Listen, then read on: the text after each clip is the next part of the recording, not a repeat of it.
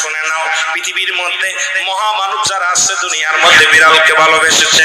এই বিড়াল একটা গৃহপালিত পশুর মধ্যে পড়ে যায়, এটা এত প্রভুভক্ত হয়, এত মুসলমান শুনে নাও, বিড়ালটাকে অত্যন্ত মায়া করবেন। বিড়ালটা যদি দোয়া করেন, বিড়ালটাকে বিনা কারণে কোনো বিষ দিয়ে মারবেন না, কোনো কিছু দিয়ে মারবেন না।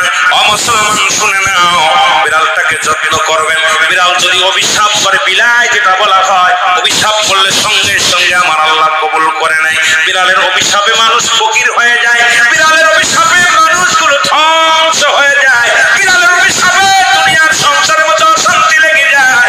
বিড়ালকে ভালোবাসলে, ও মুসলমান শুনে নেও, এই বিলাইকে ভালোবাসলে, বিলাই যদি দোয়া করে, বিলার দোয়া আল্লাহ দরবারে অনেক ফায়দা লুটতে পারবেন। জোরে জোরে চিল্লায়া বলা যাবে না মারহাবা।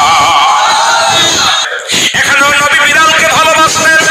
এখনো মক্কা মদিনা অসংখ্য বিড়াল আছে যারা মদিনায় গেছে হজ করতে।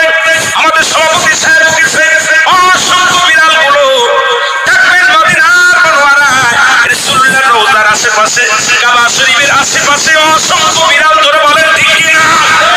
এত সুন্দর বিড়াল যারা মক্কা মদিনায় দেখে আসছেন তাদের কাছে জিজ্ঞাসা বিড়াল আছে কিনা আছে। এই বিলাইদেরকে ভালোবাসবেন, বিলাইকে অভিশাপ দিবেন না।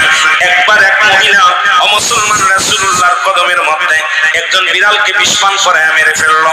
রাসূলুল্লাহ তখন সংসারের মধ্যে অশান্তি অমঙ্গল শুরু হলো।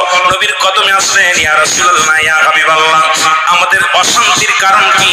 জিবরিল আমিন এসে বলে, ইয়া রাসূলুল্লাহ, ইয়া হাবিবাল্লাহ, উনি যে বিড়ালটাকে পালন করতেন, ওই বিড়ালটাকে অনেক কষ্ট দিয়ে মারছে, খানা দেয় না।